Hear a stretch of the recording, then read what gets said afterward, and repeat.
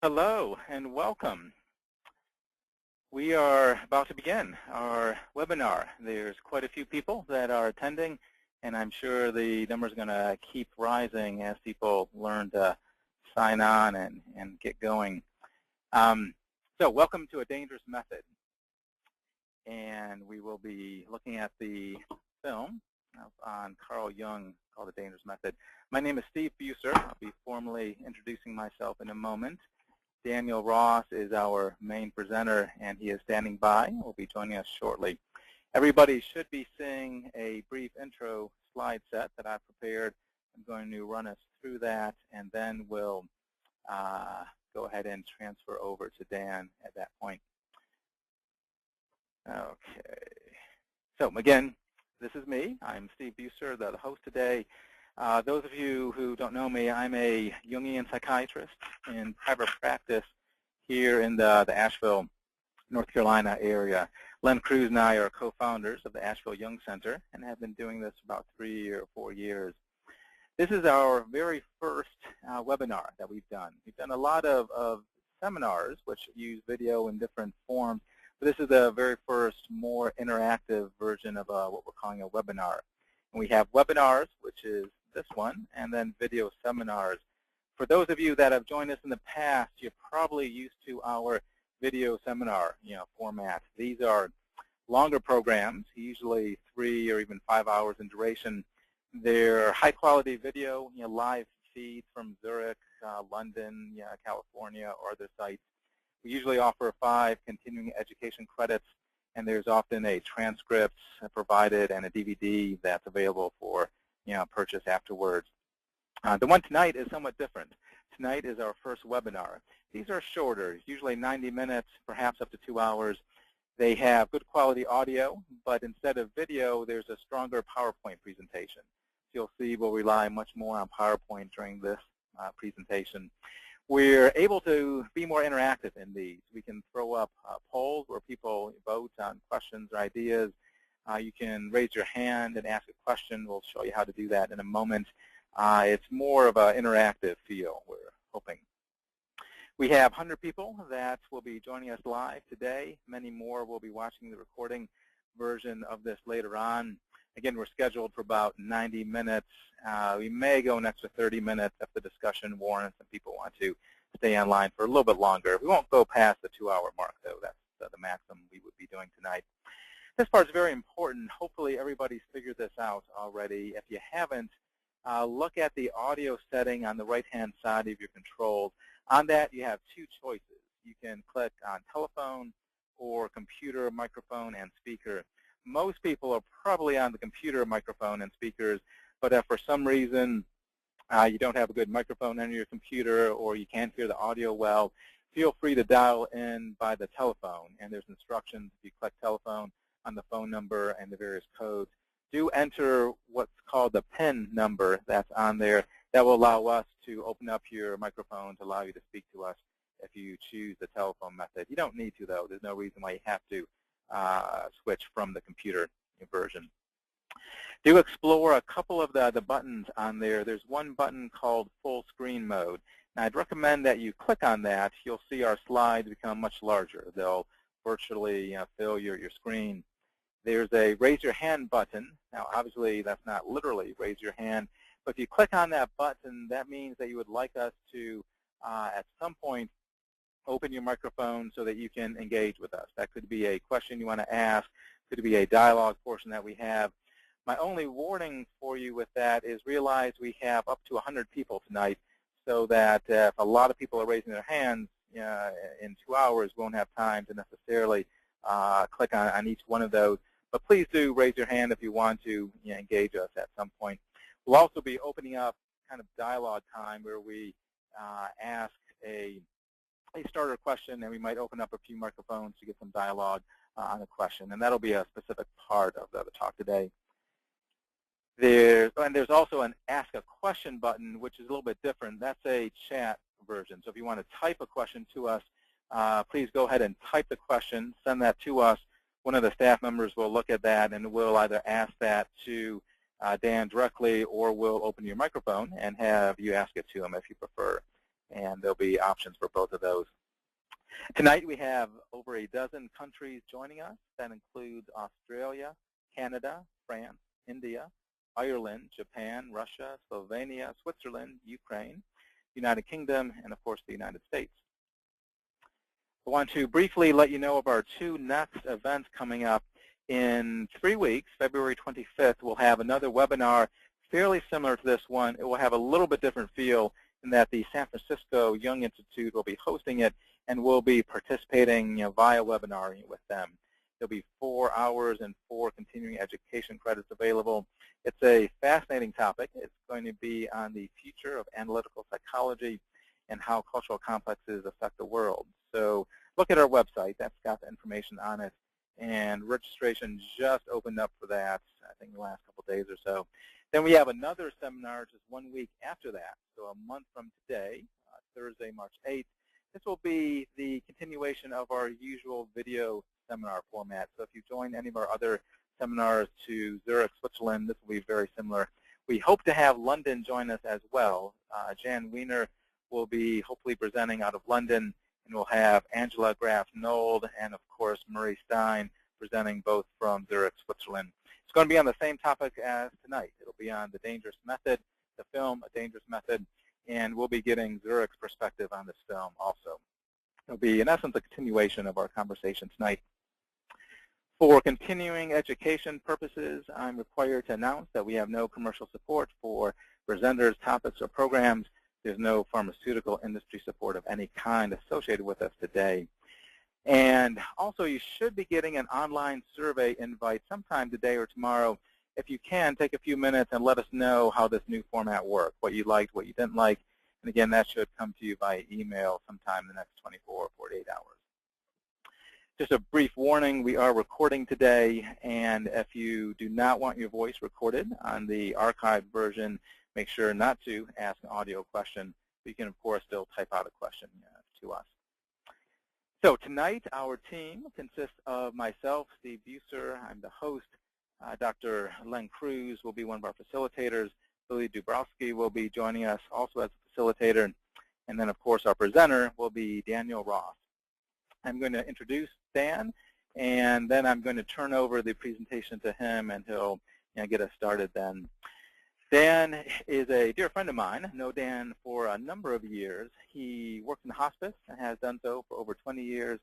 He graduated from the same program that I did back in 2008, the clinical training program at the C.G. Jung Institute of Chicago. That's a 2-year clinical training program. He works as a psychiatric nurse practitioner.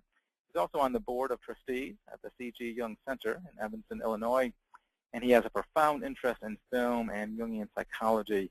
He also led our earlier seminar on the Black Swan. That was from August of last year. It was a fabulous seminar. Anybody who has not seen that, go to our DVD section on the homepage of our website, and you can watch a brief trailer of that and purchase the DVD if you'd like. It was really a very, very well done piece. So without further ado, I'm going to turn this over to Dan, and he will take it from here. So give us 1 minute, and we'll transfer control over to Dan. Okay, Dan, you should be live, and you should have control of the slides any moment. Okay, you tell me. Yep, it looks good. We're seeing it go to slideshow mode, and we should be set. Okay, so I'm in slideshow mode from your perspective? You're not. You're on slide sorter or something. Okay. It's slideshow. That should do it. Yes, you're good now. So go ahead. I'll Very go ahead good. and mute my mic. Okay, welcome everybody. This is an exciting topic, but what I'd like to do is just put it into a broader perspective, because something that we started with the Black Swan, combining the Jungian concepts, ideas with film seems to be something that's attractive to a lot of people, something that's meaningful to a lot of people. And when we started it with the Black Swan, we started with a blog a few weeks before part of the Asheville Center website, and it became very, very animated. And people got involved in it, and more people got involved in it. The discussion along those lines was fascinating. It also brought into it everybody's expertise. We have a rich variety of people coming into the blog and participating in this. So I want to point out that this is kind of the culmination of the input that you have given, that many of you have given that have participated in the blog. So the blog and this are kind of an experience together. Many of the things that came up in the blog, not that you've needed to see the blog in order to participate in this, but I do recommend that after this, that you go to the blog, because it has a great deal of historical information by some very well-read people, including Jungian analysts, and I encourage you to do that. Okay, so dangerous method, movie analysis, and more, or what I always wanted to know about Carl, Sigmund, and Sabina, but we're afraid to ask. There is, I'm going to talk a little bit about the material, where this comes from. And again, a lot of that is also on the blog, but I'm going to point out some of the basic original material that's important to understand the backdrop, the historical backdrop of the film, because the film is an artist rendering of this story about Sabina Spielrein, Carl Jung, and Sigmund Freud, and it is it's almost as if the experience with the blog was that it taught me very quickly that the history behind this is huge. It's immense. It's filled with passion. It's filled with a lot of people's insight, a lot of people's feelings and impressions. And it was almost as if the film couldn't contain all of that. So we're going to talk about the film as a work of art and talk about it separate from the history. There are many historical inaccuracies in this film. And the question is, if it was an enjoyable film, if people enjoyed it, did that make a difference? We're not going to get into too many of the historical inaccuracies, but they will come up, I'm sure, throughout this. At some point, I'll be cued. We will break into discussion. I do want this to be kind of setting up the foundation and the structure towards that discussion in the next 20 minutes or so. John Kerr's biography about the relationship of these three people has been around since the early 1990s, and it is considered one of the foremost texts, not the only one, but definitely a great deal of historical research went into it. And that became the basis for Christopher Hampton writing a screenplay, originally a screenplay, and then turned into a theatrical play. The screenplay wasn't picked up to be made into a movie, so it suggested that he do it as a play. And the Talking Cure, the name of the play, is available for purchase, and I did read that. And I actually read that before I saw the movie and enjoyed that. There are some differences between what went into the movie and the Talking Cure itself, but I do encourage you as a companion to the film, another piece that you can look at.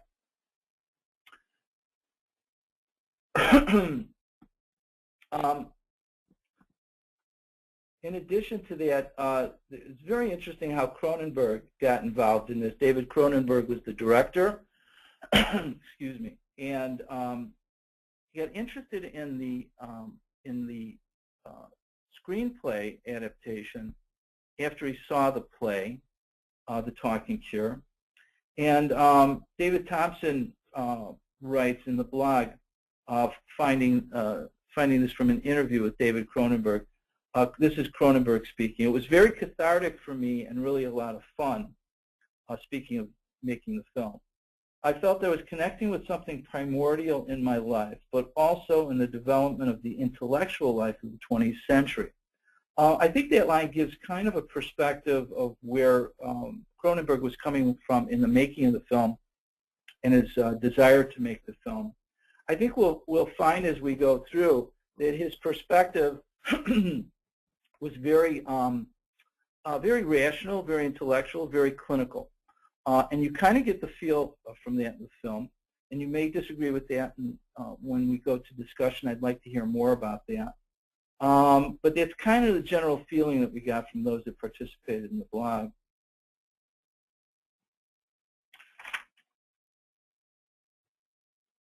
Okay. So the original play that was produced in London starred Ralph Fiennes as Carl Jung. And that's what got Cronenberg interested in taking up the project. Some of the other major works besides A Most Dangerous Method by Kerr, Sabina Spielrein, Forgotten Pioneer of Psychoanalysis, which is excellent work, which is made up of a series of essays by different people, and includes the medical records of Sabina Spielrein in her stay at the Bergolsli Clinic. And also included as a major original work is A Secret Symmetry by Corot-Tenuto, Aldo Corot-Tenuto, who was given documents related to Sabina Spielrein's diary, as well as letters, communication between her and Jung, particularly during the time period where they were seeing each other, and also correspondence between her and Freud. So that's another important work. Another film that I'm going to throw out there as an important document to kind of fit all the pieces together, particularly around Sabina Spielrein. This was called My Name Was Sabina Spielrein. It was written and directed by Elizabeth Martin, which I think is significant. It is based on her journals and her letters produced by Tango Films, and it is, I think, a very important companion to the Dangerous Method, and gives a more gives a different perspective on Sabina Spielrein. It's very heartwarming story, and is a nice piece of the story.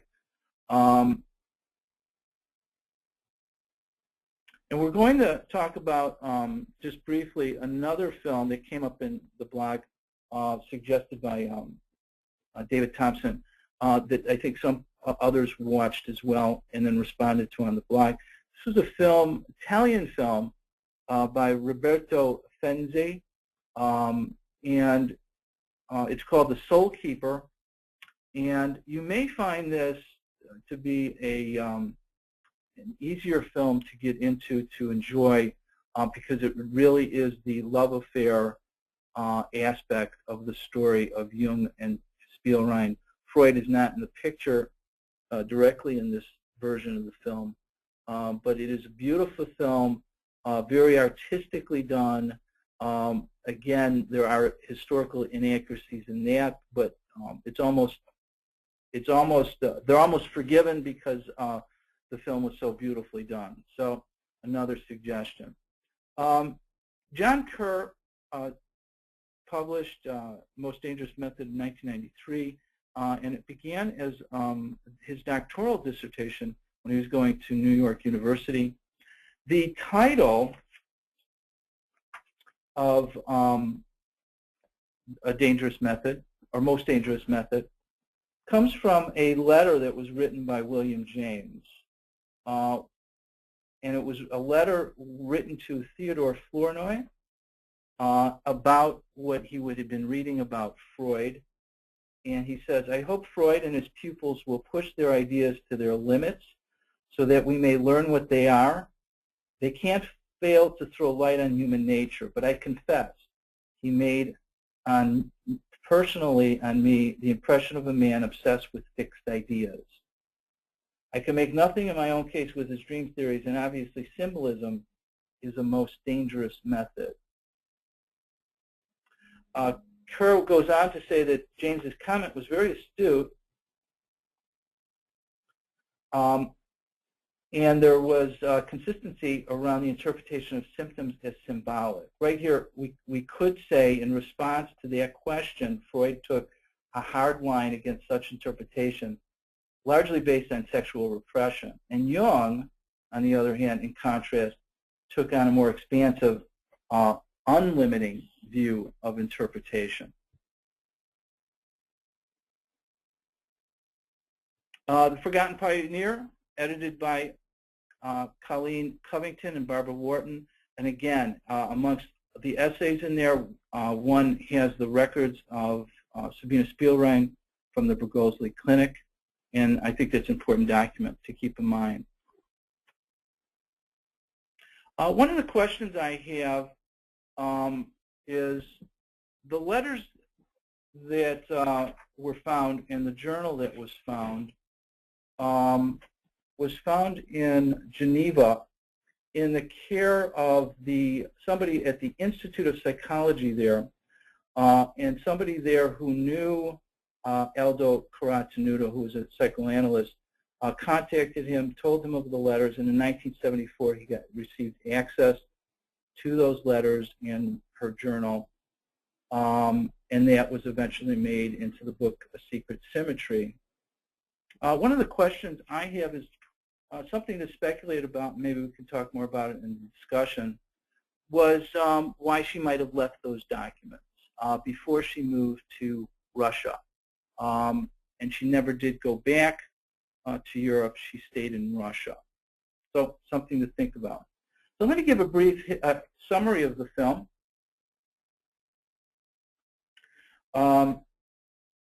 Sabina Spielrein was brought to the Bergozli Clinic when she was 19 years old. It was a famous clinic. She had gone to other clinics or hospitals prior to that.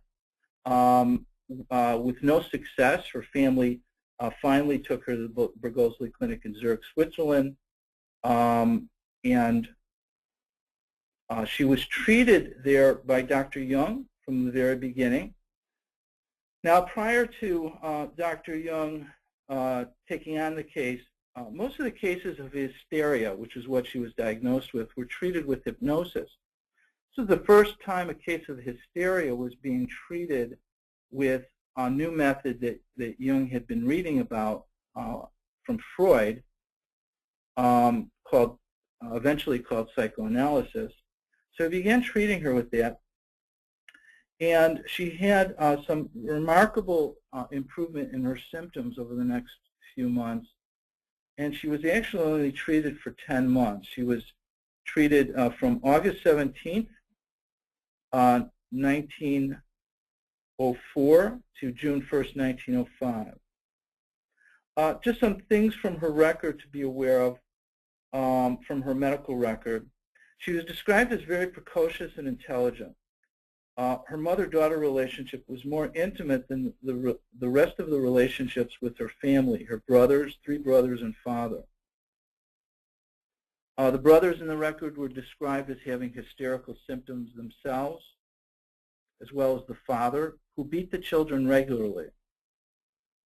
Sabina's response to these beatings was with an intense reaction that prompted her to have the desire to masturbate, which she did often. First to being beaten, and then to watching her brothers being beaten. And then eventually simply the threat of such would cause this reaction. While she's being treated under Dr. Jung's care at the Bergolzli, he eventually begins to incorporate what he calls occupational therapy with her, and that included her participating in his word association experiments. And so she participated in that, and that was shown in the film, although there's no record that Emma Jung was one of their patients. I think that was artistic license there. She continues to improve, and eventually, as part of her treatment, she is accepted into the university to study medicine. Eventually, becomes a psychiatrist, and then will eventually become a psychoanalyst. After she was discharged from care at the Bergolzli, she was treated as an outpatient by Dr. Jung. By this time, Jung had resigned from the Bergolzli, began his own career, and she continued to see him.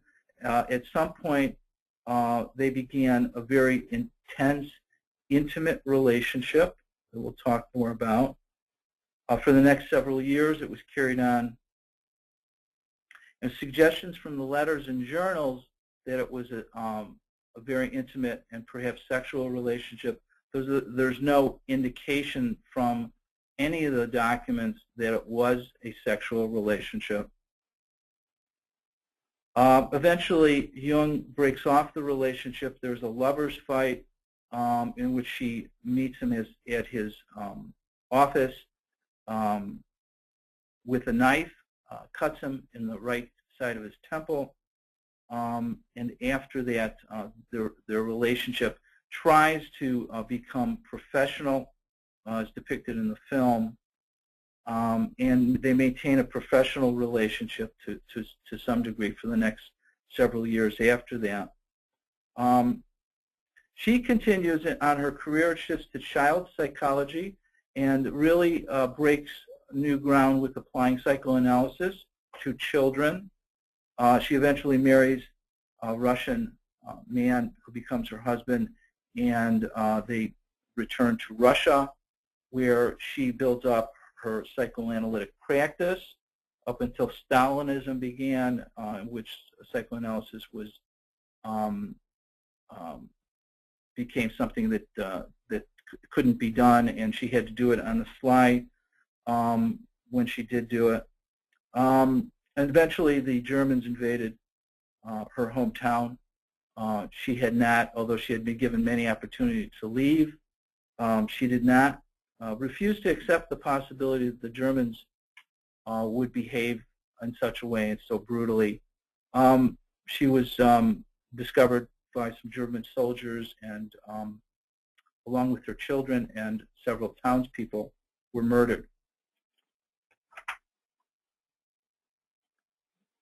Okay, a couple of comments about the blog. Then we're going to go into some of the archetypal themes in this film.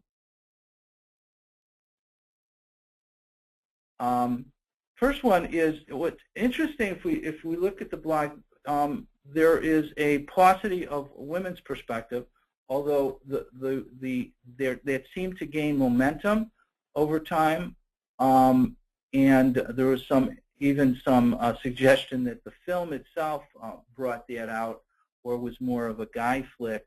So I want to bring that to discussion at this point or later, because I thought that was an interesting theme, that there was definitely more of a masculine voice in the blog, and it seems somewhat parallel to the story that was in the film, in which it's which, from one perspective, is a young woman who, although is saved from and cured from a mental illness, there's this this heaviness around the patriarchy that she battled with throughout her story and throughout her career. So I thought that was very interesting. There's a controversy between history and art, and that the movie came up short, perhaps in both areas, but that's subject to perception. There was a lot of discussion around the erotic or sexual nature of the relationship, including the S&M and B&D components that were placed in the film for which there's no historical evidence.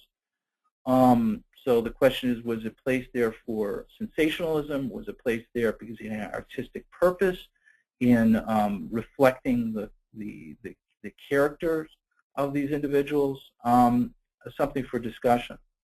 Another question came up in the blog that I don't think was sufficiently addressed or explored was the possibility of the film having any damage to the profession of Jungian psychotherapy. It's not a very flattering look at Carl Jung, so we'll be talking about that. A couple of comments from the blog, again to look at some of the controversial nature aspects of the film, and this was pertaining to the blog. The discussion. This is by an Angela Romari. I'm pronouncing that wrong. A psychoanalyst from Zurich. She joined the party late on the blog, but her thoughts and insight was valuable. Discussion is mostly about the content of the film, not about the form, and it was true. How it was made, the attitude of the scriptwriter and director.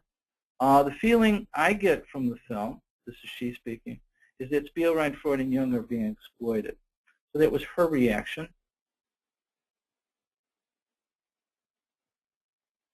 Another comment by her, of course, and this is in response to the question, did this damage Jungian psychotherapy? Of course, it will damage the reputation of Jungian therapy. It already has here in Sweden. Okay, let's start talking about some of the archetypal themes. I'll give you a summary of what we're going to talk about for the rest of the time, and then maybe we'll get into a couple of these and then break for discussion.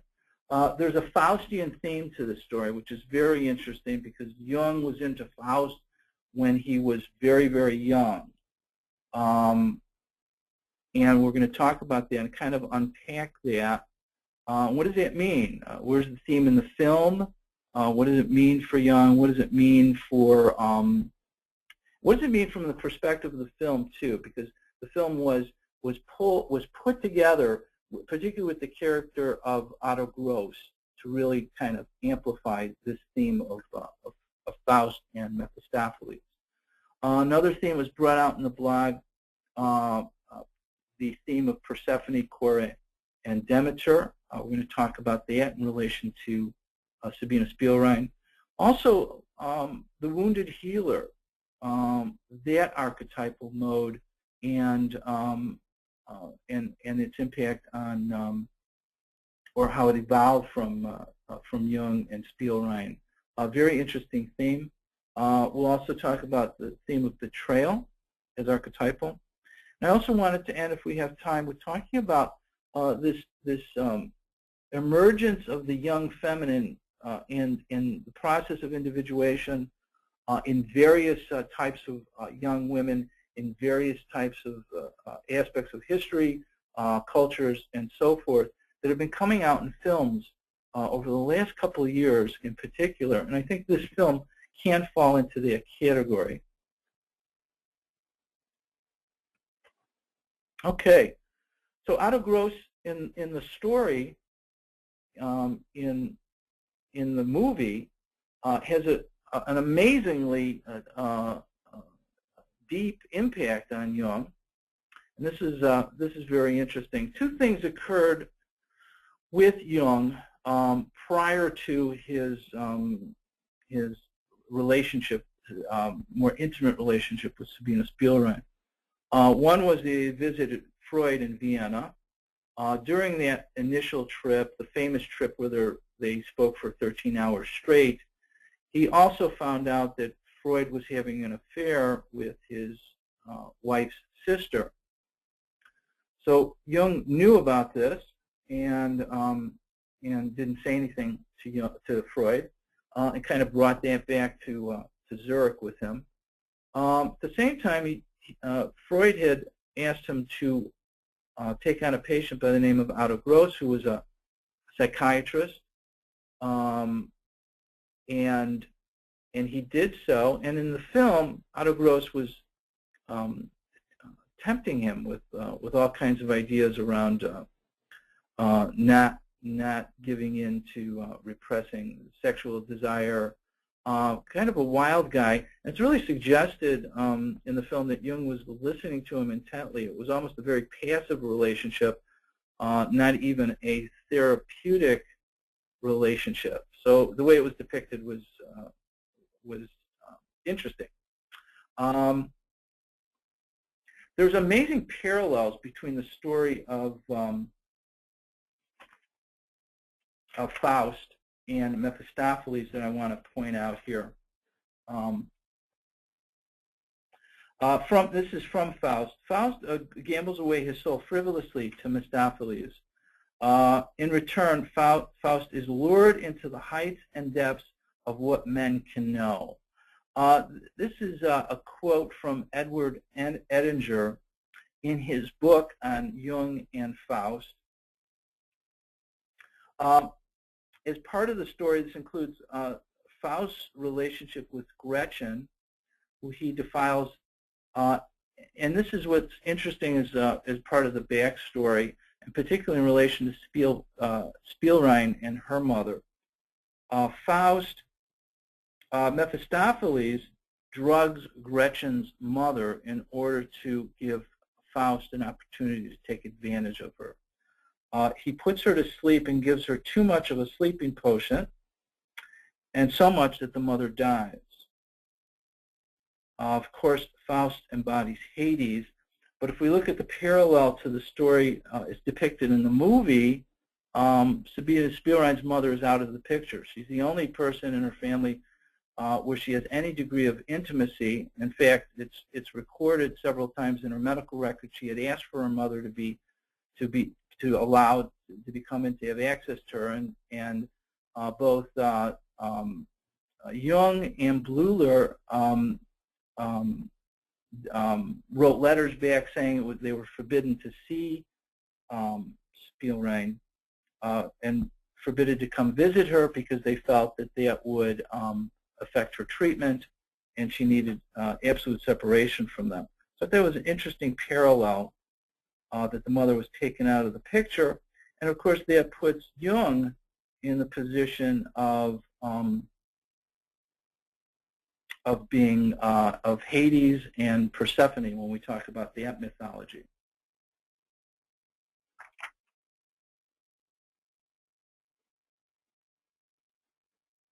Dan, I notice we're about a third of the way into it or so.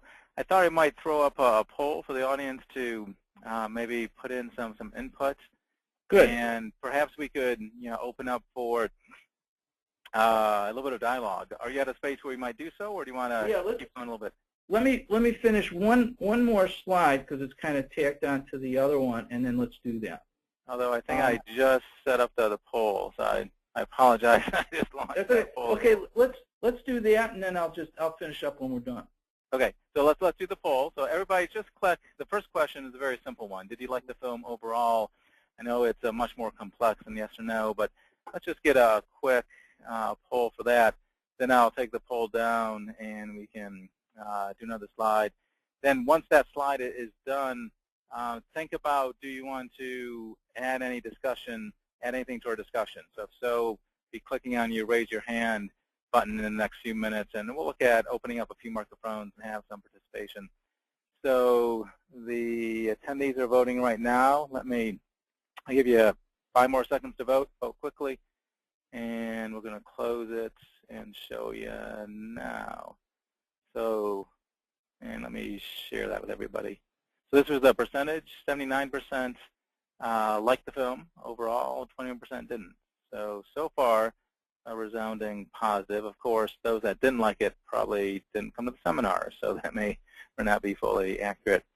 Okay, so I'm going to hide that. I think that'll take you back to your slide. Yeah, so go ahead with your slide, and then we'll open up some discussion. Get ready to raise your hand by clicking on that button if you'd like to discuss what Dan's so far presented. But go ahead, Dan, for another slide or so. Okay, just finishing up this idea of this relationship between Faust and Jung. From Memories, Dreams, and Reflections, we know that Jung read Faust when he was approximately 11 years old, and it had a dramatic effect on him. And he gave this line in Memories, Dreams, Reflections. After he read it, it poured into my soul like a miraculous balm. One of the interesting aspects of him reading this was that the book was recommended, or the play was recommended by his mother to read. And this is what Edinger adds to this, to the discussion around this. The real problem seemed to me, this is from Jung, I'm sorry. The real problem seemed to me to lay with Mephistopheles, whose whole figure made the deepest impression on me, and who I vaguely sensed had a relationship to the mystery of the mothers.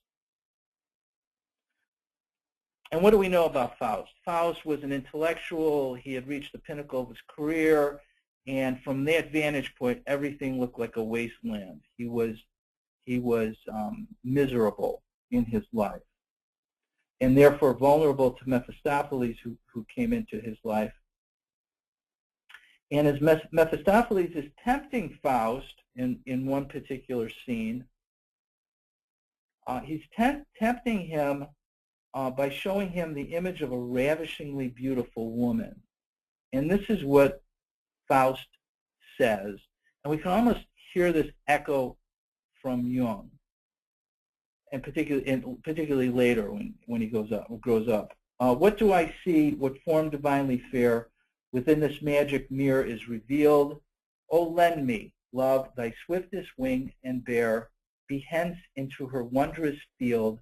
The fairest image of a woman be so fair, must I in that recumbent body there behold of all the heavens the epitome? Can one so fair be found on earth? So this becomes Gretchen, and you can feel his longing for this connection with this feminine in a way that he had never experienced before. So that's from Edward Edinger.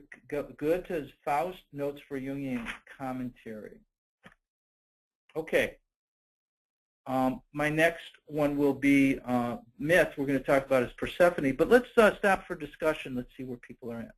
Mm-hmm. Yeah, okay, that sounds good. So everybody who's listening, go ahead and click on the raise your hand button if you'd like to join us with a comment, a question. Let me throw out one more poll as people raise their hands, and we can look at that question too. This one I think is a little more interesting. It is about the profession. Sorry if I can get that going. Do you feel the film was damaging to the profession? So I just launched that. Let's go ahead and vote on that. And again, go ahead and start clicking the raise your hand, and I'll unmute microphones in just a moment or two. People are voting, about 50-50 so far, looks like. So did this affect the profession? Almost everybody's voted. We've got a couple more. Anybody else want to vote? Nope, they look done. Okay, so let me close that. And let's share it. So the majority say yes, not quite as much as the last one. 56% feel that it did indeed hurt the profession. And let's see, how many hands are raised? We have had a whole lot of hands being raised. Anybody have a question they want to jump in? Any thoughts with that? There's one. Let me open up. Curtis, your microphone is open, so go ahead if you'd like to comment or question. and you're on a computer, so just speak right into your webcam. Curtis Hoffman, if you're there. Kurt, go ahead and speak into the microphone, and hopefully that should be working. Our first test has not worked so far. Okay. How about somebody else? Let's get a few more hands raised. I'm going to offer Bob Hayden to unmute his microphone. I know Bob. He always has something to say. Yes. Who's speaking? Tell us your name. I'm Bob Hayden. Hey, Bob. How are you? Doing great. Yeah. So glad you could join us. Well, one of the things is with the film, a lot of people just see the film, the public sees the film.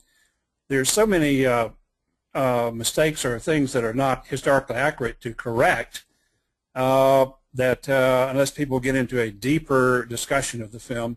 The deeper discussion of the film, really does get into some of the differences between Jung and Freud and that kind of thing. And it's good to have the first half of the life of Jung, because the movie stops right before he does the whole Red Book material. But there's so much poetic license taken with the film that you, as soon as people see it, that's all their questions are about that to begin with. Mm-hmm. So be interested in others' comments about that. Yeah, very much so. What do people think? That's a great question. Any hands be raised, or Dan or Len, any thoughts with that? Yeah, I have a comment. I fully agree with you, Bob. I think there were many inaccuracies in the film. One of the things that struck me when I saw the other film that's called the Soul Keeper was that it too had historical inaccuracies, but I didn't care. It was a better film from an artistic standpoint. It had things in there that we didn't, that you have no idea if it was historically accurate, but it would move the story along, and you kind of fell in love with these two people in this movie that you don't experience in Dangerous Method. I don't know about you, and other people may have felt differently. I couldn't connect with this version and the characters in it, even regardless of the historical inaccuracies. I didn't like the perspective, which to me was a very intellectual, rational perspective about from Cronenberg's standpoint, about a man whose soul transformation was about moving from the head to the heart, moving from having a rational stance to the world, or what he called an heroic stance, to one that was deeply and soulfully transformative. And we'll talk more about that with some of the mythology. But I guess that's my overall feeling with this film. Mm-hmm. Dan, can I? This is. Yeah, go ahead, Len.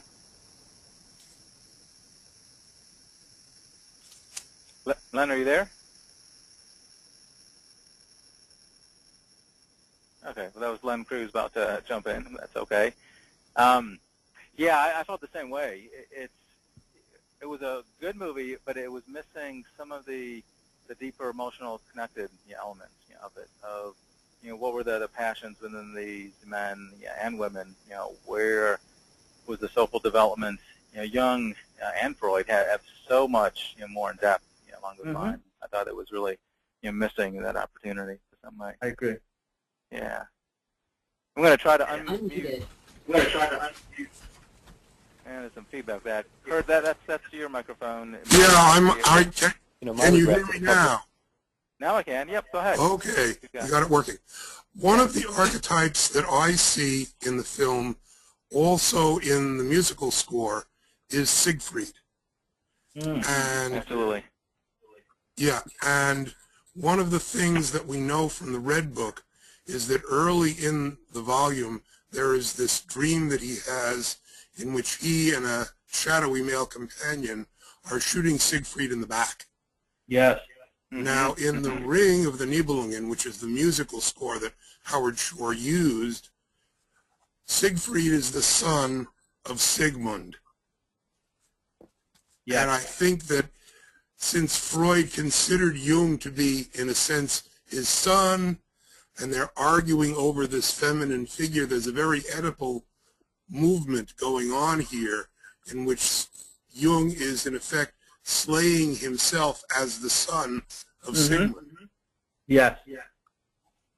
Yeah, and it's very interesting. So one at the same time, the Siegfried represents the son of Sigmund, which really represents Jung, and at the same time, the Siegfried represents the heroic stance that Jung had to abandon in order for him to experience what he experienced. And one further thing is that we are given to understand in the film that for Sabina, Siegfried is her ideal man. Yes, absolutely. So all of those fit together very tightly. Yes. Now, is that historically documented, that that was her ideal? Yes. Well, there's a great deal of discussion back and forth between Jung and Spielrein over her Siegfried dream and his Siegfried dream, and they never saw eye to eye about her. He didn't see eye to eye about her perspective, and she didn't see eye to eye about his perspective. And he kept using the Siegfried symbol to try and explain to her his newfound approach to psychology throughout letters after their romance was over. Yeah. Kurt, I had to mute your microphone. Sorry about that. The feedback was getting there. But wonderful thoughts on both sides. Really appreciate that. There's a few written questions, but why don't we go back to the presentation? Do you want to just pick it up from here, Dan? And yeah, I'll get into Persephone, and for Kurt, we will have a more discussion about Siegfried. So I'd like him to come back into that after that, because that is one of the other archetypal elements as he identified. Let me read one question, too, actually, that just popped up that looks interesting. It's a comment from Teresa Ramsey from Dayton, Ohio. It says, at the beginning of the film, my heart and mind were engaged fully. By the time Jung became influenced by Gross to give into his impulses and desires against his, up till that moment, moral compass, I then began to have a sickening gut engagement that Jung had much more to heal from than I imagined. I can move into compassion and allow space for something to unfold, but it just made me ill for a while. Powerful thoughts. Just a reaction to that. Yeah, I'm wondering if that reaction was from just seeing Jung the way he's depicted in the film as completely out of his role as physician. Teresa, do you want to say anything more about that? I can unmute your microphone, or we can just leave it as is. Either way is fine. Okay. So why don't you go ahead, Dan? We'll go ahead and move forward. Okay. Okay. So the other mythology inherent in this film is the mythology of Persephone, Kore, and Demeter. A scene that I think David Thompson recalls and writes about in the blog was the opening scene in A Dangerous Method, where it opens with a black carriage, and I'm quoting him. Opens with a black carriage pulled by two black horses speeding down a Zurich road, evoking the chariot of Hades, carrying the abducted Kore down to the underworld. And we get that sense in this film as I mentioned before, that Sabina Spielrein, it was as if she was abducted. She certainly was going to the Bergolzi against her will. She didn't have access to her family. She didn't have access to her mother, who was the only family member that she had any intimacy with. And it was as if Jung had taken on this role of Hades, of taking her down into this relationship after the healing was done.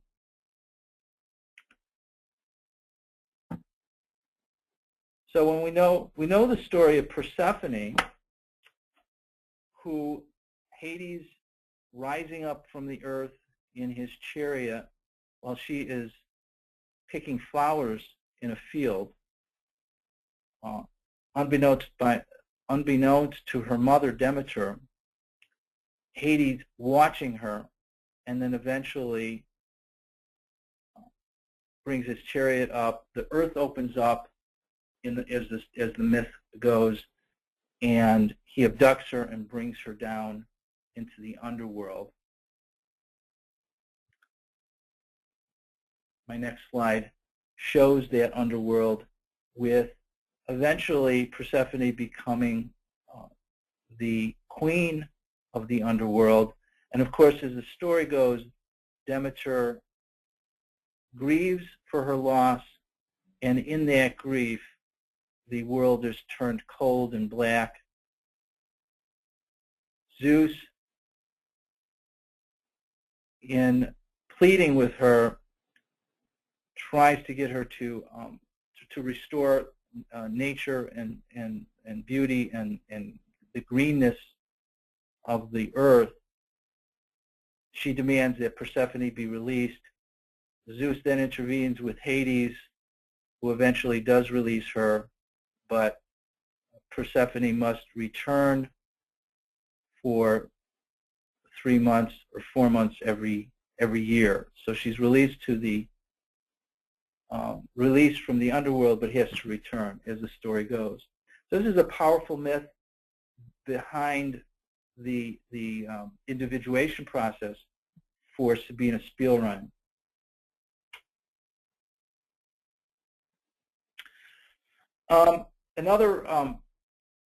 Another mythology that I want to talk about, and this is in relation to Siegfried, is this heroic stance. And I want to talk about it in terms of Hercules or Heracles. In his stance, this heroic stance was a very important component of what Jung was trying to move away from. It was reflected throughout his work in the Red Book, in his dialogues. And this heroic stance, if we look at the mythology between Hercules and Chiron, two very different approaches to one's wounds.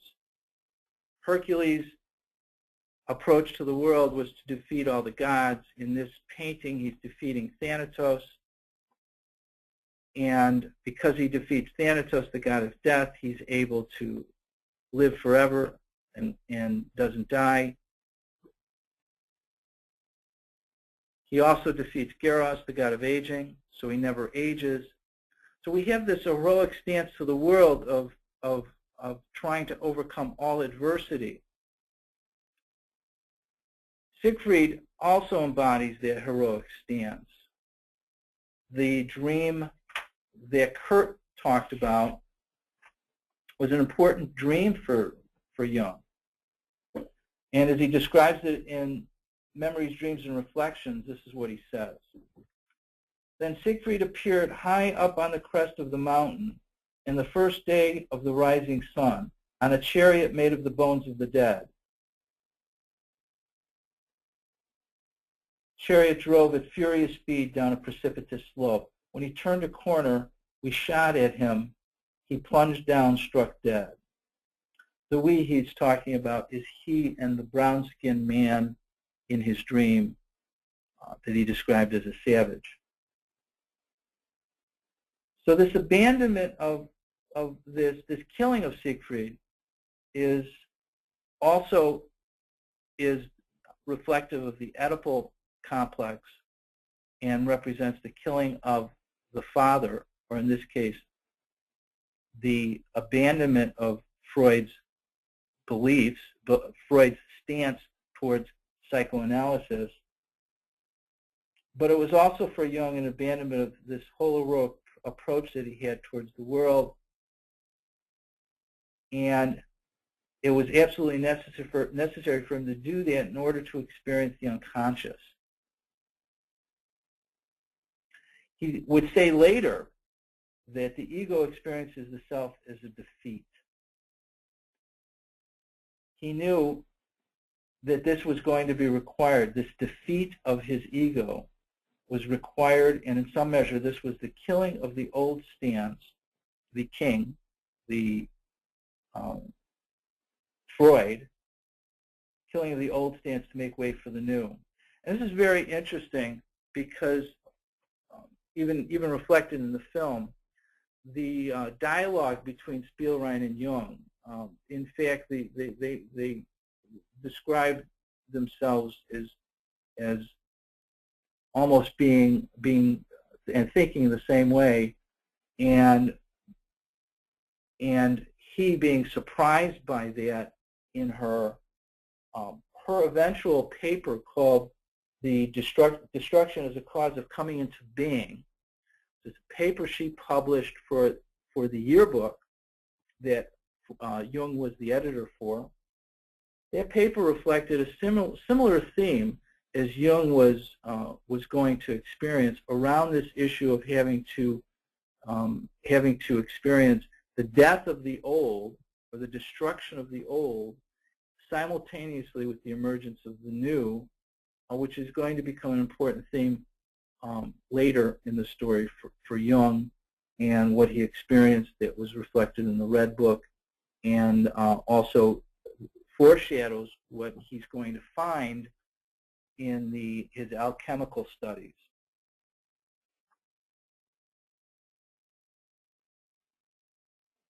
Also mentioned in the blog is this whole element of healing, this archetypal healing. I think represented, a good representation of that is Chiron.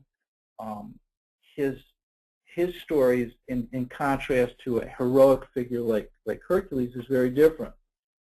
He was the mentor for the great Greek heroes, including Hercules and Achilles.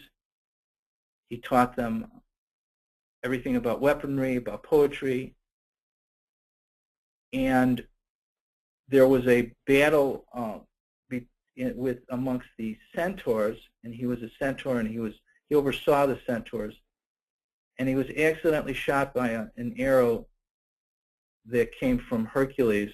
The arrow was poisoned with the blood of the Hydra, and the wound that Chiron experienced would never heal. He became known as the wounded healer because that wound that would never heal caused him to become introspective, to look inward into himself, to find powers of healing, which he discovered that he would spend the rest of his life using in the healing of the sick. So Chiron, also Asclepios, the god Asclepios, has a similar mythological background with wounding. Both became symbols of the healing, the wounded healer. And this was an important component, I think, of Jung, for Jung and Jung's mythology, and his approach to his work, his approach as a physician, and so forth.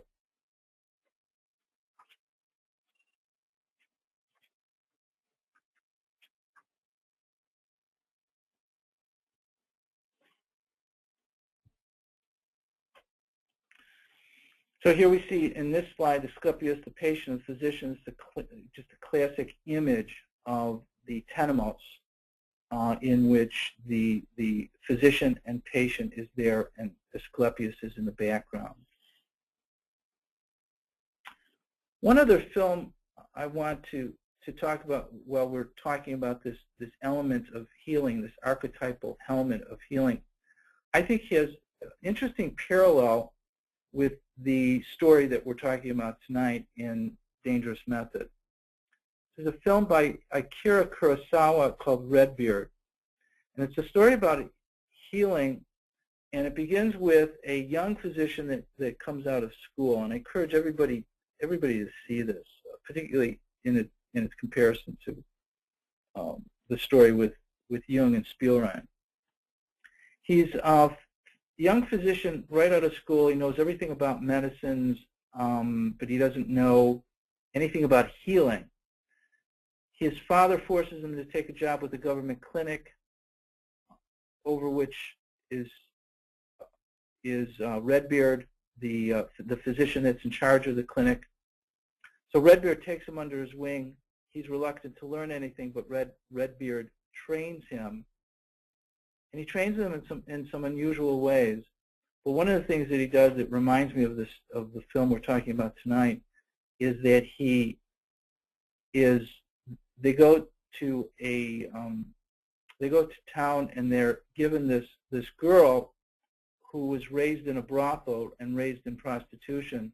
This girl is traumatized, this young girl, and Redbeard gives this girl to this young physician to heal.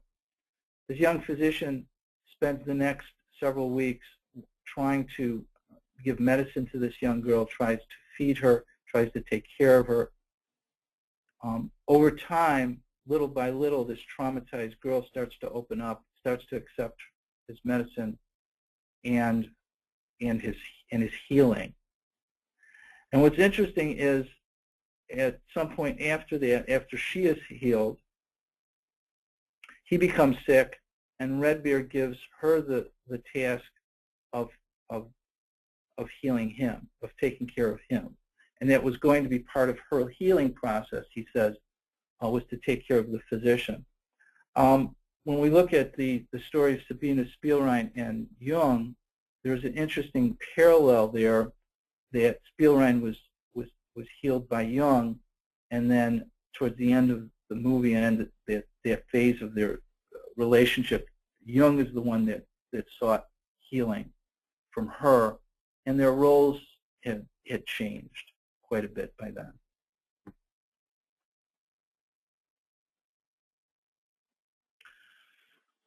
One of the other things that came up in discussion was, and there were many elements in the story, in the film, and also in the play, and also it came from John Kerr's book, that Sabina Spielrein had an influence over both men and their later ideas.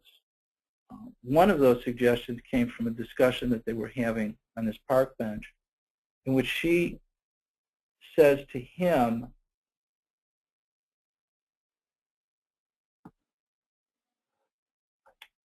isn't it possible for a man and a woman to contain both a man and a woman? And Jung thinks about that for a while. So there's a suggestion here that idea came from him. One of the things that we could talk about in discussion is what other things might have come from him or from her, from their relationship, that might have evolved, such as his eventual ideas around archetypes.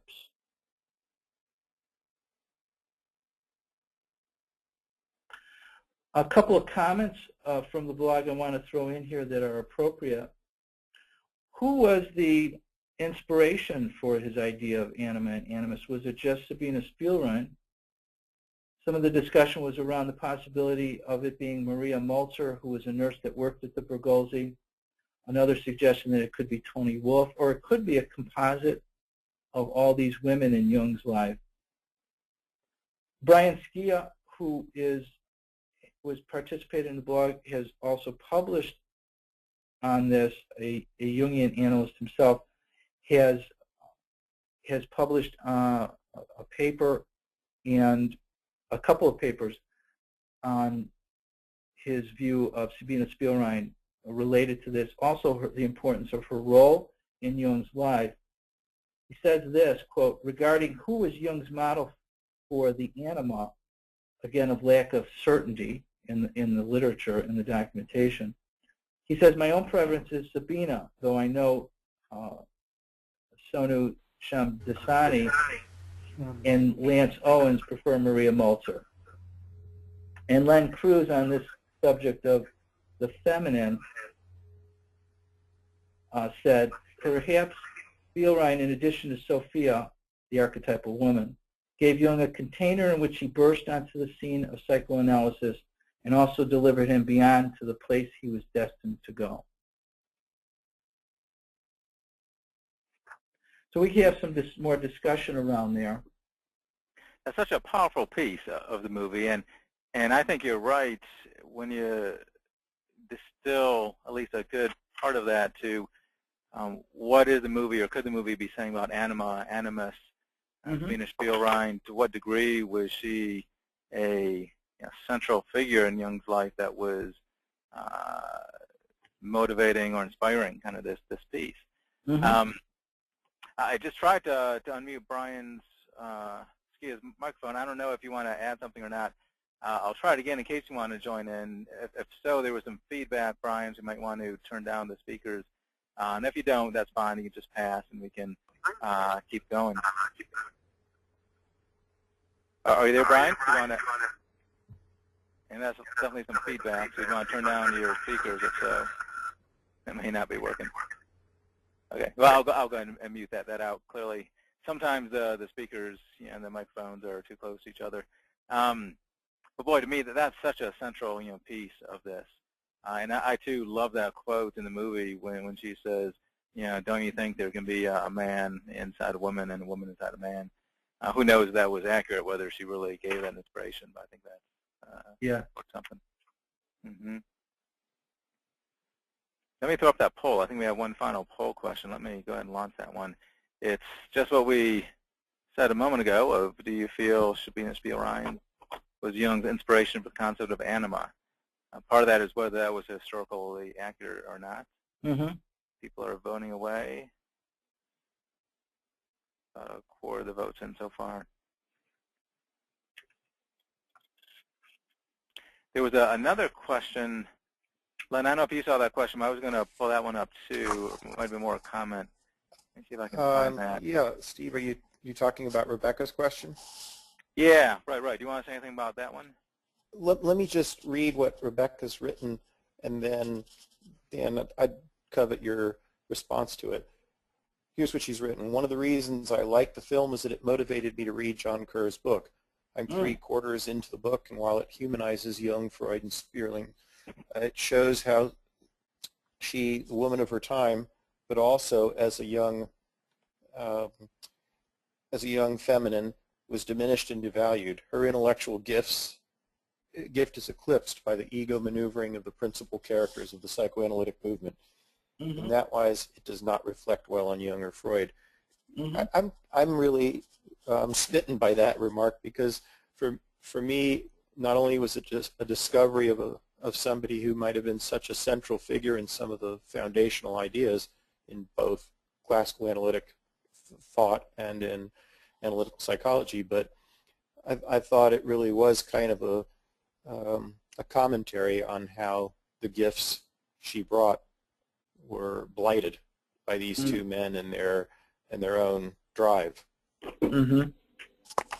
Yeah, I agree with that wholeheartedly. I think that was John Kerr's stance. I think of all the things that I read, I think most people would agree that she really was not seen and recognized for the intellect that she had and for her role in psychoanalysis. And it was as if, Dan, one of the things that leads me to is the danger I think we have in letting that conversation about anima animus become so lofty as to overlook the brutal reality of, we're talking about a woman who was herself wounded, who in many ways emancipated herself, only to find herself possibly, as Rebecca says, eclipsed by the egos of these other two.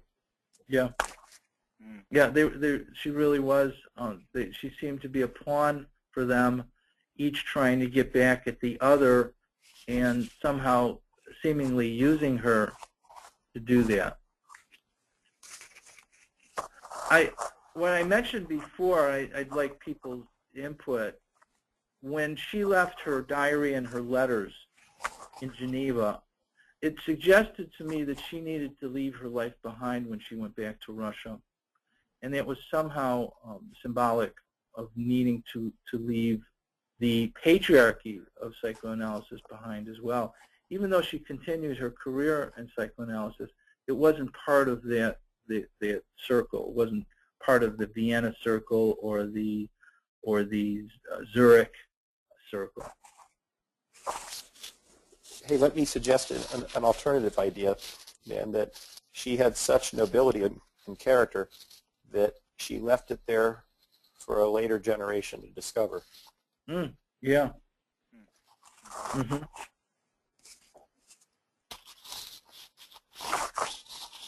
Perhaps somehow knowing that this story would just take on such a significance.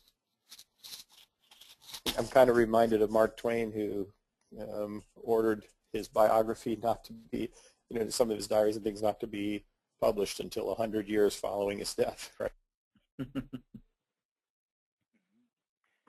Another written comment that's popped up that I think I might read in a moment that is insightful along those lines. And also, I know there's a lot of introverts out there in the Jungian world, but we do like the audio piece.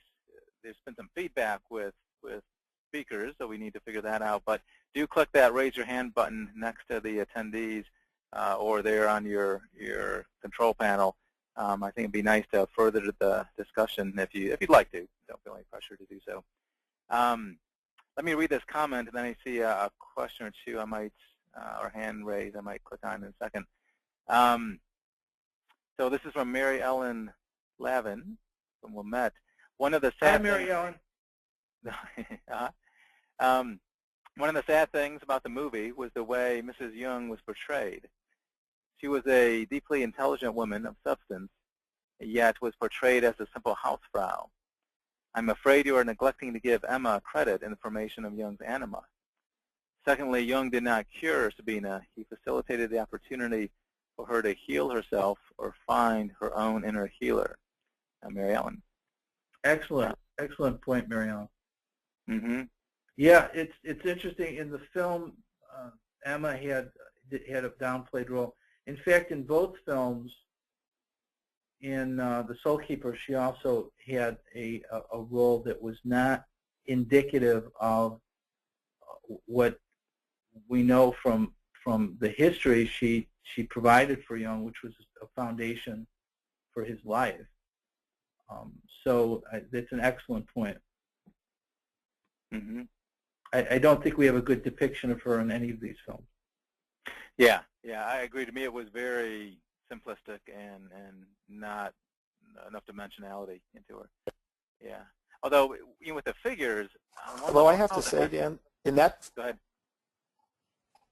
Well, I was just going to say, Dan, I thought the scene in which she sort of directs Sabina to Jung sitting by the lake, I thought there was just an exquisite sense of tenderness that when a woman is tending a wounded man's soul, the power that can bring, and that these two women might possibly have understood. They were dealing with a great man who had lots of need for healing, and that in that moment they could be allies in that process. I thought was really quite a spectacular thing for the filmmaker to choose to portray. To portray, yeah. Mm-hmm. Yeah, I agree with that. Yeah, that was a very powerful piece of the movie. Yeah, very much so. And the one comment I was about to make was also, how in the world do you take these kind of figures, Jung, Freud, Sabina, Spielrein, Emma Jung, and portray them in any meaningful way in a 90-minute or less, film? It's almost undoable. Even taking one of those figures and doing it well enough would be hard. I don't know how you can do it in film. Maybe in a book to some degree, but it's a tall undertaking, and certainly not an easy task. There's another question I want to answer quickly. What was the age again Jung read Faust? And my understanding from Memories, Dreams, Reflections was he was around 11. Mm-hmm.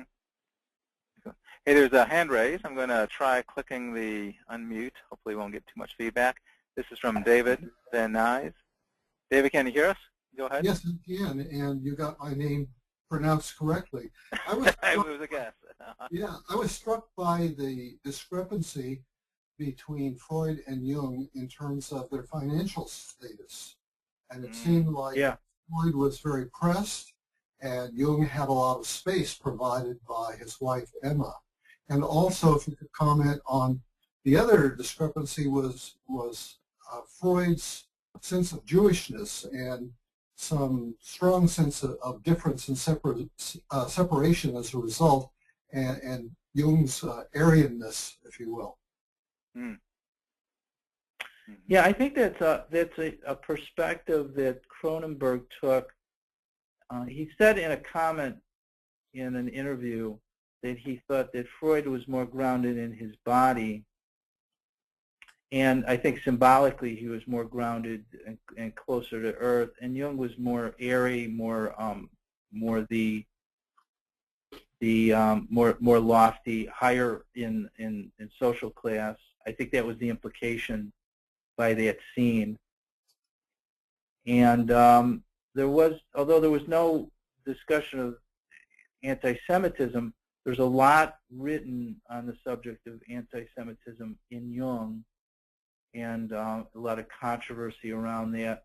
I think Andrew Samuels had a post that the URL I put on our blog had a comment or a blog himself on the film, and he talks a great deal. Well, he talks somewhat about the anti-Semitism, and basically states that as Jungians we have to apologize for what is apparent anti-Semitism that was demonstrated by Jung. Mm-hmm. Let me click on Curtis Hoffman. We'll see if again the microphone works. Kurt, go ahead. You're unmuted. Sounds like it. Can you hear me? Yes. Yep. Can you hear me? Oh. Yep, okay. Absolutely. I wanted to address the opening scene of the film by commenting on the closing scene of the film, in which Sabina is taken away in another chariot. Now, wow. The road on which she is driving, we know that road all too well from our visit to Kusnacht last summer. It is the road that leads to Jung's Tower. We got lost on that road quite a number of times before we found it. But that was the road she was on there. Is that interesting? And did they use the exact house? No. They must have taken still photos of the house and then reproduced it in studio. I've had some correspondence with Andreas Jung about this, and apparently they did not film there. Andreas is, of course, still living in the house. We did a seminar with Andreas Yes. Jung, a marvelous man, and just hearing the history of that house was incredible, and seeing portrayals was quite moving to that. But yeah, that image of the chariot in and the chariot out, I didn't think of the closing scene, but that is interesting. Yeah. Well, thank you. Thank you for that. I like that comment. So, Okay, so just to finish the thought there, so that this road to Jung's home on the lake, his castle, was symbolic that she was going towards that symbolically. Is that what you're saying?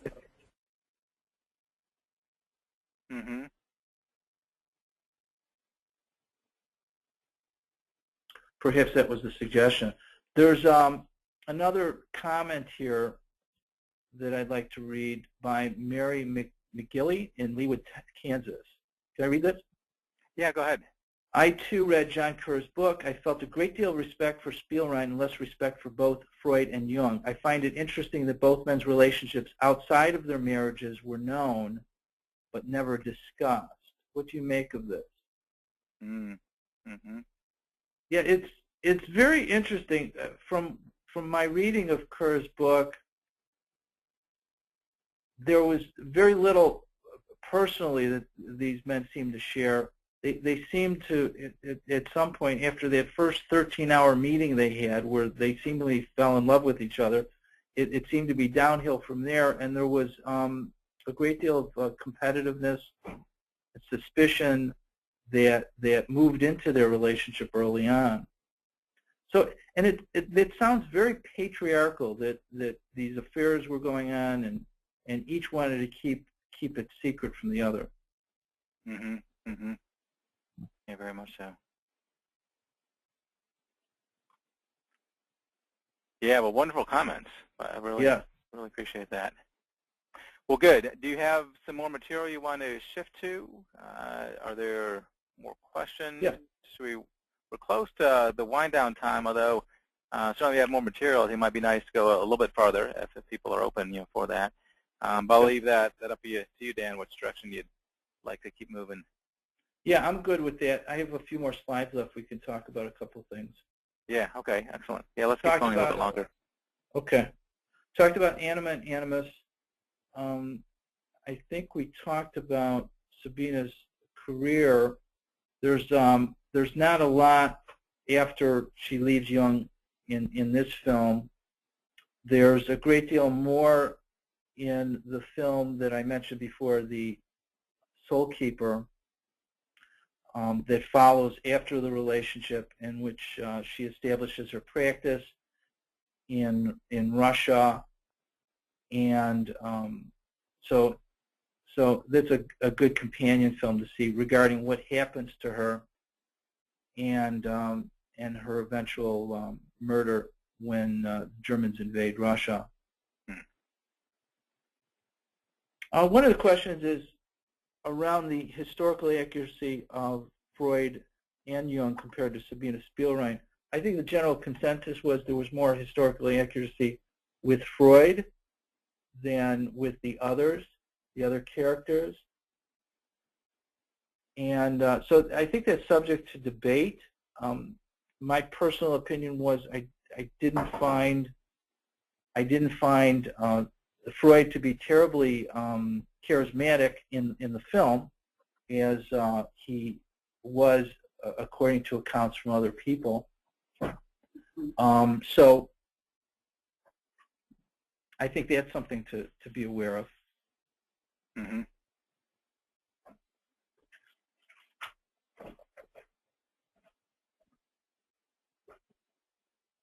Okay.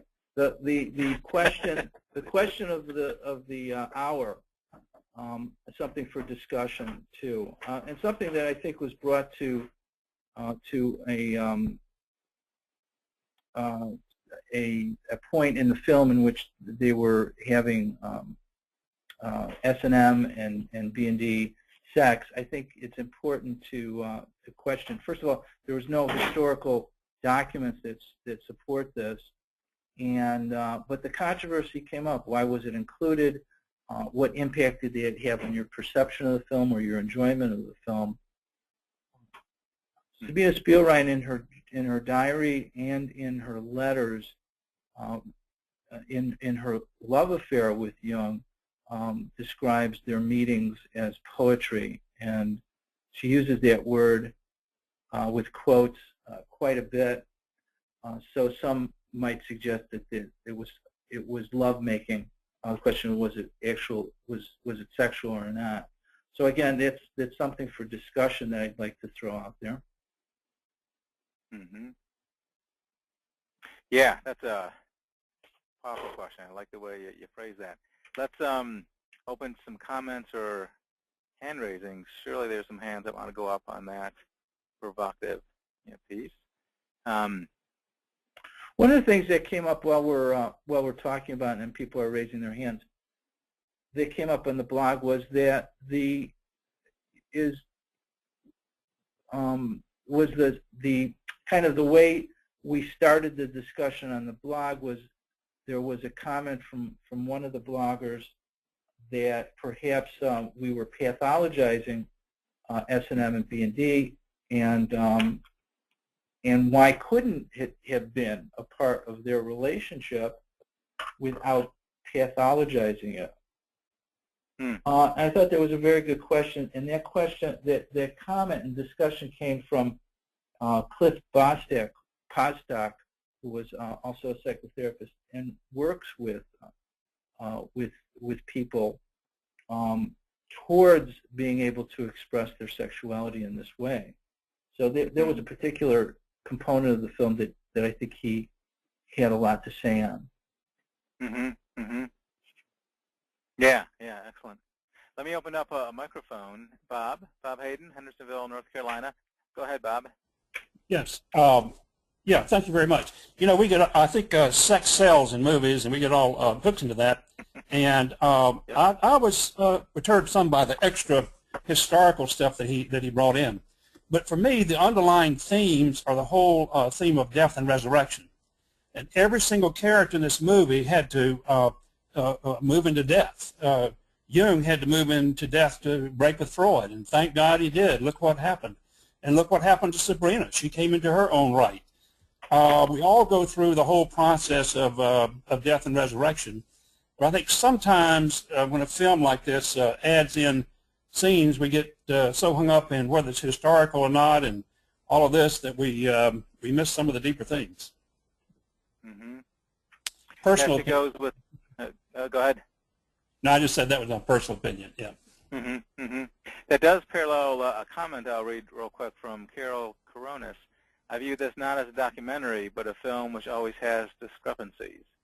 The dialogue was fascinating, which again is that other piece of, to what degree do we expect a film like this to be historically accurate, versus, I guess, thought-provoking. Maybe it should have been portrayed more as a film rather than a documentary. It had the sense of a documentary, even with the 4 lines at the end, what happened to the different people, and I mean, it seemed like it was being put forth as a documentary, but it's really a film.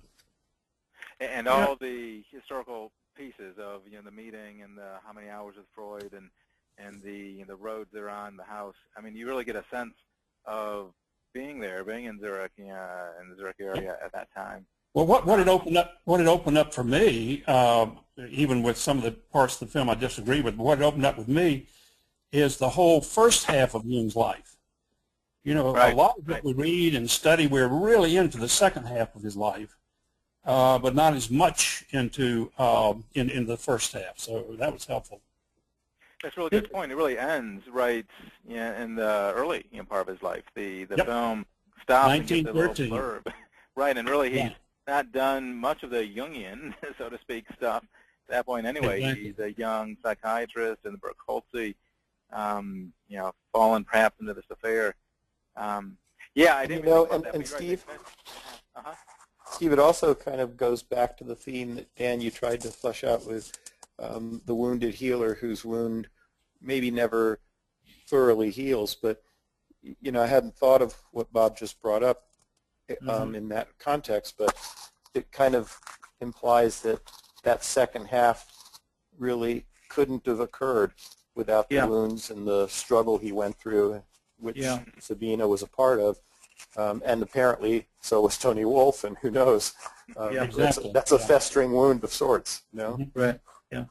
I like the comment, Bob, about the death theme here, because I got the impression that Sabina Spielrein, eventually in her paper, which she presented at in Vienna to Freud's psychoanalytic group on one of his Wednesday night meetings, which is all about this death and transformation, this movement from death, the old to the new, is something that she was carrying, that she was interested in, that she was passionate about, that at that time both Jung and Freud were not confronting. And they were both to confront it later, Freud insofar as his theory on the death instinct, and Jung, of course, in his literal confrontation in his active imagination with death in the Red Book. But that would be years later, a few years later. Mm-hmm. So I think there's an element of that, and you're right. This whole film is really about death and transformation. And the powerful figures on both sides. I mean, there's a deep wounding, obviously with Freud, who's somewhat a father figure, certainly a colleague as well. And there's a profound wrenching that occurs in the relationship. Then Sabina Spielrein as well, kind of mirroring that, but the anima/feminine piece as well. So he has a dual wound on both major archetypal levels. Mm-hmm. Another hand raised. Kurt, I'm not sure if that's a new hand raise or the button is still on there, but I'm going to unmute Curtis Hoffman, microphone. Curtis, are you there?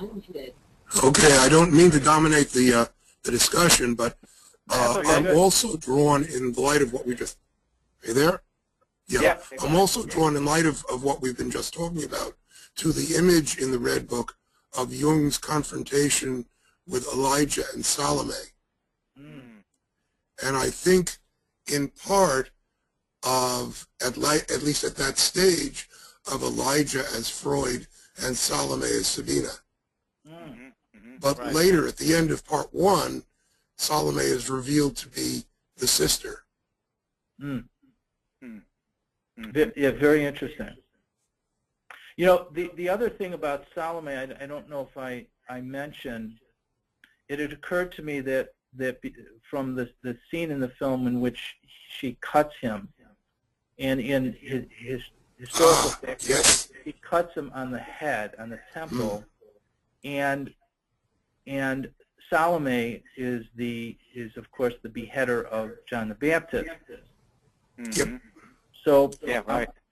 Part of the image of the anima, part of the Salome as the anima has to do with this component of her needing to separate Jung from his head in order for him to experience his body and soul.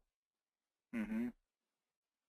Wow, that's a profound piece. I mean, as Jungians, how often do we fall into that trap or suggestion that we're in our heads, we're too much cerebral, we're not in our bodies enough?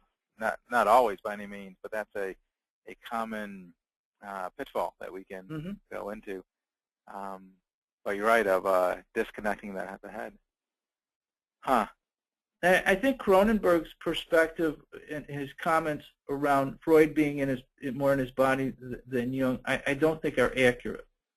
I think after his transformation, he was profoundly in his body and his soul. Mm-hmm.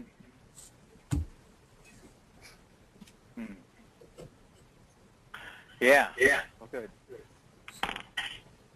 Bob, did you have another thought? I saw your hand raised. I don't know if that was a new hand. No, that's raised from earlier, but I really appreciate these last comments, and that was really about the separation from the head, which we all need, but tying that up with the cut and with Salome and the beheading of John the Baptist. That's good stuff. Thank you. Mm-hmm. Thank you for bringing that up. Yeah, and thank you, Kurt. Sorry I had to mute your microphone back. There was a fair amount of feedback. There's some good written comments. Let me read some of these real quick. This one is from Carol Coronis. There's actually a number of comments out there. A film is always about us, so each person will have his or her own personal perspective, response, and always something that surprises them, something lost or unrecognized, a beautiful thing. Thank you for this opportunity to hear everyone's thoughts. Add so much. It's a wonderful perspective. Yeah, thank you, Carol. And another piece, why Sabina leaves her story in Geneva. I imagine she knows she has completed very deep work with two renowned men. she is strong enough and intuitive enough to realize that she must make her own way, and that would be easier to be made in Russia. Also, who would come to Russia to find her story? She also wanted the story to be known when it was found and integrated. Teresa Ramsey, Dayton, Ohio. Yeah, excellent comment.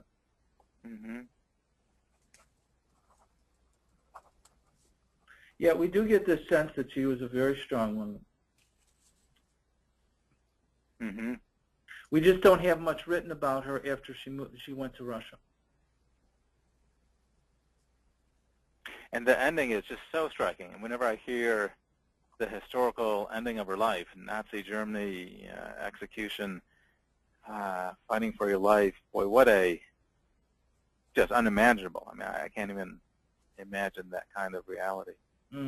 Somehow that rolls into here as well, the archetypal, the power, the overwhelming. As war just decimates, Europe. That was the other piece when we talked about Jung being in the first half of his life, here before he really goes into some of his deeper, stages or is about to enter them. I always, or I sometimes forget of the historical context of being bracketed by wars. I mean, Jung and Freud were right in the midst of World War I, about to occur here, in the famous dream of the blood soaking Europe, rising all the way up to the Alps, and then sure enough, World War I, beginning shortly after the movie ends with this horrible carnage, millions of soldiers and civilians killed. And then, of course, even worse, World War II right around the corner. And you've got these two colossal figures of psychology, Freud and Jung, but you've got these even much more colossal wars about to decimate, the lands that they're on. Yeah. Steve, yeah, it was interesting. I don't know if it was in the movie at the end, Steve, if you remember this, but in the play, I remember in the play, when I read the play. At the end of the film, when Sabina leaves Jung, he is sitting there and looks out upon the lake, and there is a storm coming in. And I didn't notice that in the movie, but of course it was symbolic of what Jung was confronting in his dreams and in history with the war coming.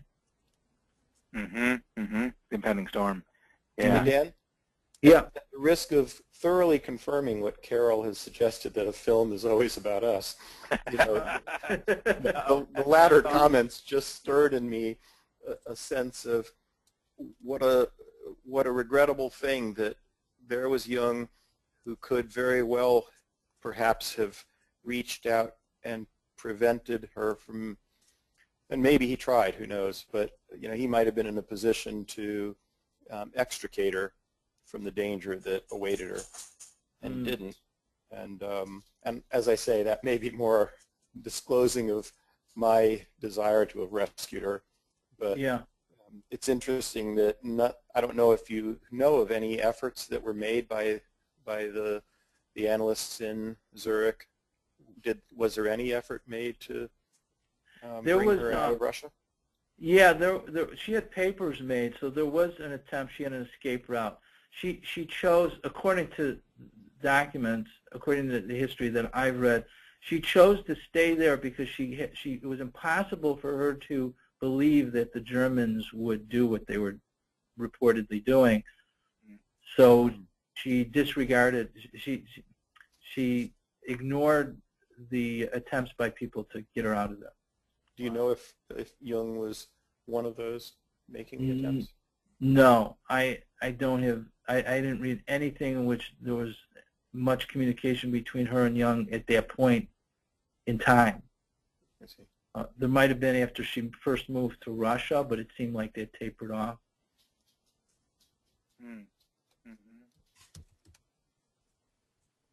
So in essence, she was killed by the shadow, the shadow of humanity.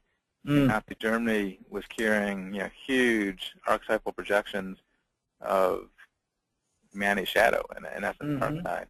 I mean, you can look at a number of ways, but here, somebody who's so steeped in this new archetypal-oriented psychology gets killed, by the dark side of society.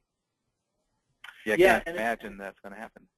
And it's kind of it's kind of interesting in looking at what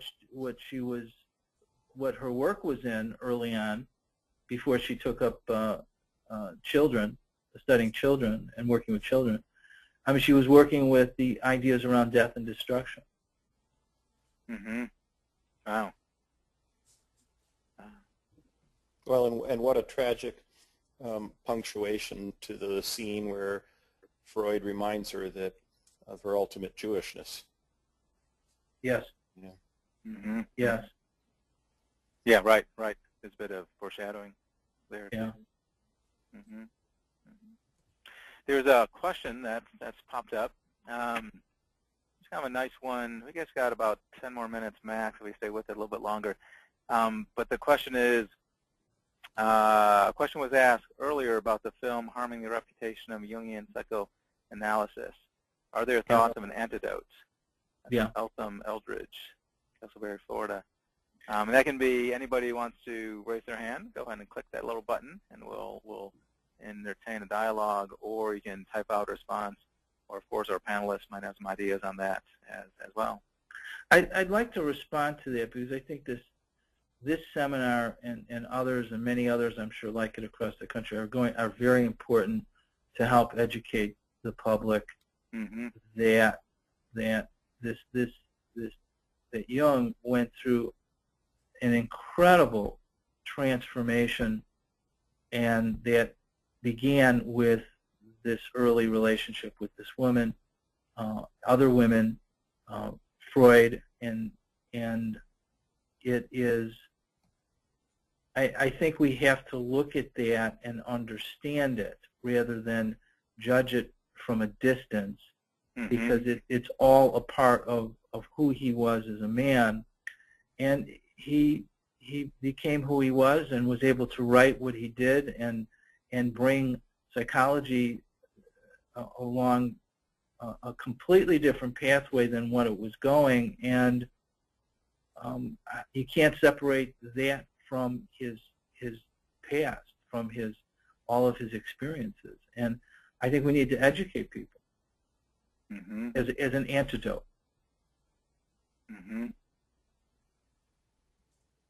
Yeah, and the idea of the wounded healer. I think it is so striking that Jung has wounds kind of throughout. From Freud, Victor White. We did a play on Victor White and Carl Jung kind of way back. James Kirsch, we haven't talked much about, but was a Jewish Jungian analyst who was a dear friend of Carl Jung. This is not a golden boy who just achieves success through his life and never fails and is a brilliant writer. Jung was a deeply wounded human, and it's through that woundedness that his brilliance really comes out. Yeah. And we can argue about how accurate it was or wasn't, but ultimately, in my mind, it's about trying to reveal, as hard as it is with somebody that complex, but trying to reveal some of the woundedness of folks. There's a raised hand. Let me open that one. David and Knives. Let me see if your microphone will open up.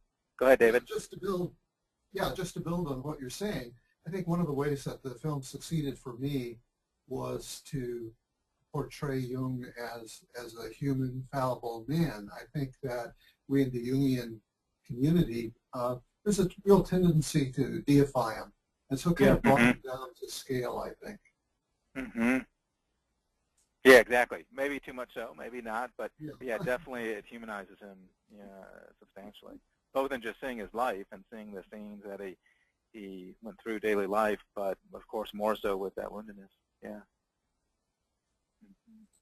Yeah, I agree with that. Because he became a human being. That was the only way that he could accomplish what he did, and teach what he did, and write what he did. So yeah, I think him. There was a comment on the blog around, what does this do about our keeping him on a pedestal? And my suggestion was that we don't, and it's much better if we view him from on the ground. And I think that's important in understanding him. Mm-hmm. Yeah, right, and this very much does that. There's no question the film, maybe too much, maybe not, but definitely brings him in a very human space. Mm-hmm. One more comment from Rebecca Lever. The true mystery, which is a mystery of life, is that we never truly know the reality of another human being. And in some ways, it's a demonstration of hubris for us to interpret the lives and experiences of these very complex human beings. It's true. Yeah. Yeah, is that well? It's true. There's when after Jung, we talked about the dialogue he had with Elijah and Salome in the Red Book. Right after that, he writes in the Red Book, "This is my story, not yours. You have to get your own story." Mm-hmm. Mm-hmm. And I remember when Murray did his conference eve on Red Book, somewhere embedded in there was a remark about that Jung was, for that very reason, Dan, I think, inviting us each to write our own Red Book. That's right. Mm-hmm. Mm-hmm. Yeah, yeah. Which is really what Revealing the Red Book is about. Of course, it's a marvelous look into Jung's soul on some level, but ultimately it is that call to create our own Red Book, our own That's right. Way of tapping into that internal space. Mm-hmm. Yeah. Boy, a number of comments kind of clicking up at the last minute. Mm-hmm. Here's one. I seem to recall a female British analyst suggesting that American attitudes towards extramarital affairs are very different than that of Europeans. I would think so. In what way? Good question. That's from Rob Bannister. Rob, if you want us to open your microphone, we can do so. There's also Walter Smith, who's got his hand raised. It's a shame that Europe is in the middle of the night right now. Usually we have lots of Europeans actively involved. I'd love to open up their microphones. But I suspect that is true, and I've heard that from patients I've worked with, that certainly sexuality overall is much more Puritan in many ways in our history here in the U.S. We seem much more hung up about sexuality here. Let me open up a mic, though. Let's see if Walter Smith, if your microphone will open up. Walter, are you there? Can you hear me? Are you there? Yep. Can you hear me? Yeah, a little bit of reverb. Okay. Go ahead. I'm not a Jungian analyst. I have a background in psychology and like Jung, but I'm a Presbyterian minister. And I approach the film the same way I approach what we Protestants call the Old Testament and my Jewish friends call the Bible, as the fact that I really enjoy the Old Testament because it doesn't try to gloss over people's faults. It tells you the raw material, and it tells you what they were really like, both in their good points and in their bad points. And this film was beautiful to me because it showed Jung as a real human being and one who had his own conflicts, inner conflicts to deal with, as well as the conflicts of living between two world wars. So I don't see it as a negative that the film brought things out like this, which may or may not have happened, but could possibly have happened. I just think it's being real, and that to me is liberating. Yeah, right. Very well said. Very well said. I agree. Let's get that reverb. Let me try to get that muted again. Dan, any thoughts? We've got not much time, really just a couple minutes or so. Why don't we go ahead and wind down? Maybe, Dan, if you have any concluding remarks, to now sign us off and kind of remind folks of the next seminar or two, one of which will be on this. But Dan, any kind of last thoughts before I? Yeah, just one thing that I want to show a couple more slides for kind of a last thought, maybe a kind of a foreshadowing of what we could do later. at a different seminar. But one of the last comments by Teresa Ramsey suggests that I hope the next seminar contains discussion about the wives of Freud and Jung, knowing that their spouses were having affairs. Thanks for conducting this in such an open, inviting way. I think that's an excellent point, and I don't know if we have enough documentation on these women, and I think we need to look into that. And perhaps Murray Stein can be prepared for that, because it's a missing piece of the story that a woman like Emma Jung put up with this, knowing this was happening, and what kind of transformation occurred in her, that she reached a point where she was able to understand Jung, understand the teachings, and also become a teacher herself in Zurich, and a writer as well. How did all that happen? I think it's an excellent question. One last comment. I'm going to go to these two slides I have were about a couple of other movies, and there are others that I think we can do a whole seminar on, just talking about the portrayal of women in film over the last year or two. We talked about The Black Swan. Another film is Winter's Bone. Another film is True Grit. There are a couple of films out this past year, more recently, actually a few of them, that all depict the individuation of young women and their movement from childhood to adulthood in some form or fashion. And there's some archetypal themes amongst those that I think would be very worth exploring. And I think A Dangerous Method in the story of Sabina Spielrein falls into that category. And I guess my final comment and my suggestion is that there is something in the collective unconscious that is asking us for this exploration of this young feminine and the young feminine's journey into womanhood. I think it's an important question for both women and for men.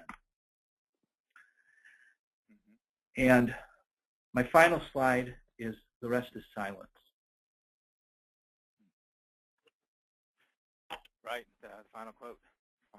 And I think the movie even ends with that, if I remember right, or at least is connected to that. Well, it's the last words shared between Jung and Freud, historically, from based on history.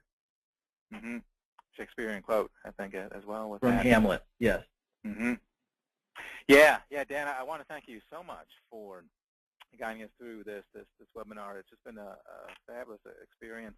It is so clearly an evolving art. We're just trying to get this going and mobilized, but I feel like we're getting a nice sense of how to create a format where people can participate, they can ask questions, they can engage, and would really love it if you could keep going with some of this film piece. There are so many rich archetypal elements in film. Winter's Bone, I thought, was just a fabulous movie, depressing as heck, but boy, really just marvelous, going deep into the feminine psyche, in essence. So anyway, if people can give us feedback, we want to grow this in a direction that works for people. Obviously, some things probably work well tonight. Other things might not have worked as well. You should get a survey sometime within the next 24 or 48 hours. Do fill that out and kind of let us know what you thought about that. And hopefully we can get these even better and tighter for things. Just to remind you, there are 2 seminars coming up relatively soon. The one in 3 weeks with the San Francisco Institute will be similar but a little bit different. We'll be participating in one of their seminars live using the same technology. And then again, March 8th will be our second video seminar now on the movie A Dangerous Method. And I'll be very interested to see what Murray Stein and the other analysts out in Europe are thinking along those lines as well. So again, with that, we'll go ahead and sign off. Again, thank you everybody for participating, and we will be in touch through newsletters and emails. So thank you again, and bye-bye.